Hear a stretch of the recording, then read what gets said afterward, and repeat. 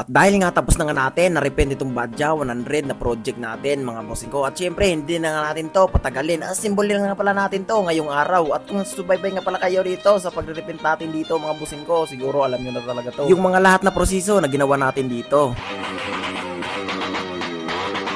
Yun mga bossing ko, see you again sa ating video. Samahan nyo pala ako mga bossing ko dahil for this video ay bubuhay na nga pala natin yung Badja 100 na nirepent natin ng Yellow Green mga bossing ko. At syempre lapitan na nga pala natin yung mga parts na nirepent natin dito mga bossing ko. Kaso medyo nabasa na nga pala yung ating tiles dito mga bossing ko dahil nga yung bubong natin ay medyo tumulo. Kaya yun mga tayo yung cover ay nabasa na rin mga bossing ko dahil sobrang lakas kasi ng ulan kagabi mga bossing ko. Pero wag kayong mag-alala dyan kung nabasa man yan mga bossing ko. Wala naman na yung problema mga bossing ko dahil super tuyo na yan. Pero bago natin umpisahan mga bossing ko, meron muna ako ipakita sa inyo dito.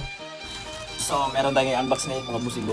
Galing ito mga pala to sa Shopee mga bossing ko. Tapos order natin dahil tools ito. So, unbox na natin to mga bossing ko dahil sobrang excited na ako. Wala tong open ha. Baka scam to mga bossing ko kaya nag-video ako dito. Gago! Hindi para scam mga bossing ko dahil ito talaga yung order ko mga bossing ko. Meron naman tayong bagong tools mga bossing ko pero sponsor lang ito. Oh my God! So, pang-trade to mga bossing ko. Mga ano ba? So, ayan siya mga bossing ko. Tapos kunin natin itong ano mga bossing ko. Yung bala niya mga bossing ko. Or, so ito siya mga bossing ko. Nakuha ko talaga to sa Shopee mga bossing ko or sa TikTok mga bossing ko. Yung link mga bossing ko, i-comment ko na lang sa comment section. Gago! So, bali, kwanto siya mga bossing ko? 7 pieces. So, ito yung 12mm. So, ito yung kailangan natin mga bossing ko dahil magkakabit tayo ng oil cooler doon sa trupa natin. Mga bossing ko, let's go. Thank you. Yun na nga mga bossing ko, balik na naman pala tayo dito sa bubuhay nating Badja 100. Siyempre, kinuha ko na nga pala yung mga cover dito mga bossing ko. Sinugo ko nga pala yung pamangkin yung kalbo. Gago! At dahil nga sa sobrang excited ko na nga dito na makita itong kinalabasan itong Badja 100 at saka yung owner mga bossing ko, syempre hindi na nga talaga natin to patagalin. Umpisa na nga natin to. Kaya sa ditong banda na nga ay bago natin to ikakabit. Siguraduhin muna natin to na 100% na malinis talaga ito at walang alikabok na dumikit dito. Para pagpunta ng owner ba ay sobrang kintab talaga batingnan at saka para na din mas klarong-klaro talaga makikita talaga niya yung lighting ng ating front window. At sa usapang kintab at quality mga bossing ko, hindi pa din papahuli yung ating ginagawa mga bossing ko. Syempre boss Bibo Works yan. Kaya tarungon ko na ito maghimo para hindi naman tayo sawayan sa ating mga tropa dyan. At yun na nga mga boss, ito ay ating dadaliin mga boss. At ito na nga pala yung kanyang forma niya mga boss. Siyempre, kakabit na nga pala natin yung side cover para makita talaga natin yung tindigan niya ba. Kung kakabit na nga pala natin yung side cover dito, kung ano talaga yung kanyang itsura.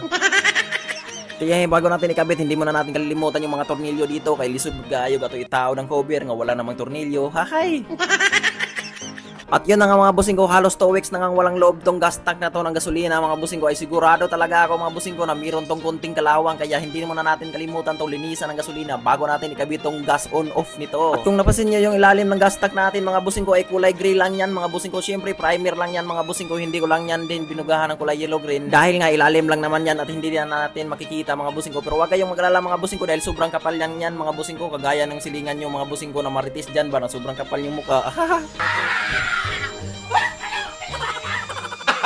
Gago!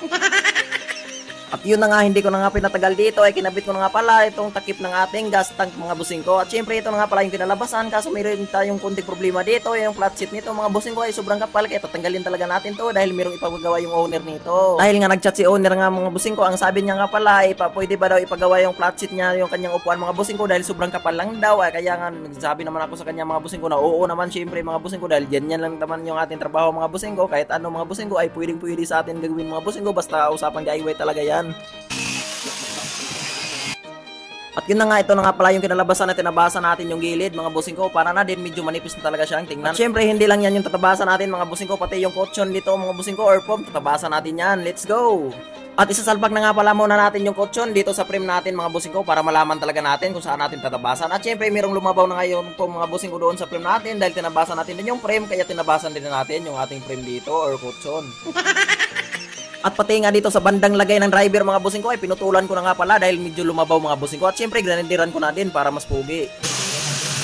At kung napansin nyo mga bossing ko kung bakit grinder yung ginagamit ko sa pagpakinis ng foam natin, mga bossing ko, wala kasi akong ibang idea mga bossing ko dahil wala akong manumano, pero okay lang mga bossing ko. At dahil maganda naman yung kinalabasan. At kung napansin nyo mga bossing ko, marami talagang alikabok dito na dumikit na naman sa mukha ko. At ang next steps natin mga bossing ko, kinuha ko na nga pala yung ating nail gun dito mga bossing ko para makakabit na pala natin yung cover noon sa flat set ng tropa natin na Badja 100. At dahil nga na-ready na nga natin yung ating nail gun dito mga bossing ko, i-ready na nga natin itong plastic para ikakabit natin dito sa foam ng flat sheet mga bossing ko. Kailangan kasi natin yang ibalik mga bossing ko kahit marumi na, kasi para pag ulan mga bossing ko ay hindi mabasa talaga ang fit ng driver dito mga bossing ko, itong owner ito. Ganito lang pala sa pagkakabit mga bossing ko, kung nakita nyo naman kung gaano talaga kabisik at kahirap ikakabit itong flat sheet na to mga bossing ko, itong cover nya. Kahit medyo nalilisod na talaga ako sa kakapoy dito mga bossing ko, ay inaagwanta ko na lang mga bossing ko dahil mamayang hapon mga bossing ko ay magkakapira na naman ako dito. Ay, napaka-pogi itong motor nya. Ay, akala ko yung builder yung pogi, yung motor niya pala. Ay, ouch, sakit.